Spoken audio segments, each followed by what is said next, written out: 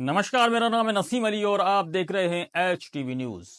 ये कहानी एक दरिंदे की, एक ऐसे बेरहम कातिल की है जिसने एक लेडी के मर्डर के बाद रहस्यों का ऐसा जाल बुना था कि पुलिस भी उसमें उलझ कर रह गई थी। 124 दिनों तक पुलिस कातिल की तलाश में भटकती रही और कातिल पुलिस की आंखों में धूल झोंकता रहा।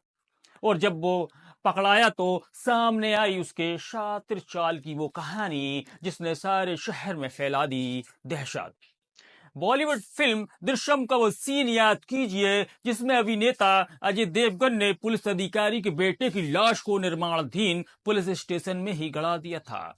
मामले की तह तक पहुंचने के लिए पुलिस जहां तहां भटकती रही और लाश पुलिस स्टेशन में ही गड़ी थी। कानपुर की इस खूनी कहानी में भी कातिल ने यही किया था। देखें इस रिपोर्ट में। फिल्मों की तर्ज पर अब वारदातों को अंजाम दिया जा रहा है।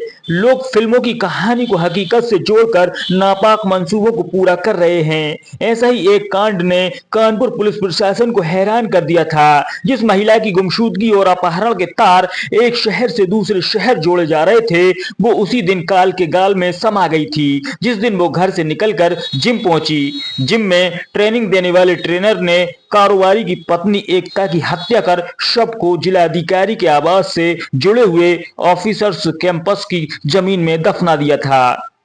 कानपुर के एक कारोबारी की पत्नी एकता खुद को फिट रखने के लिए अपने घर से महज कुछ दूरी पर बने एक जिम सेंटर पर अपना एडमिशन लिया। इस दौरान वो जिम ट्रेनर विपुल सोनी के संपर्क में आ गई। ट्रेनिंग देते देते एकता और विपुल सोनी के बीच करीबियां बढ़ने लगी। 24 जून 2024 को जब एकता अपने घर से जिम पहुंची तो विपुल सोनी और उसके बीच जिम के बाहर कार में किसी बात को लेकर बहस हुई।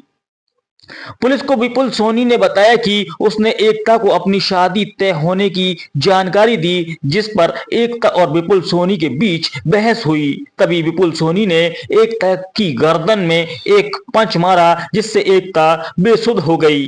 विपुल सोनी ने एकता को पूरी तरह से मरा समझा और उसकी लाश को ठिकाने लगाने के लिए फिराक में था। लाश को ठिकाने लगाने के लिए उसने शहर के बीचों बीच डीएम बंगले के पास के कैंपस की जमीन में एकता की लाश को दफना दिया। पुलिस ने जिम ट्रेनर विपुल सोनी की निशानदेही पर एकता गुप्ता के कंकाल को बरामद कर लिया है। पुलिस अधिकारियों ने खुलासा करने वाली टीम को 1 लाख रुपए का इनाम देने का भी ऐलान किया।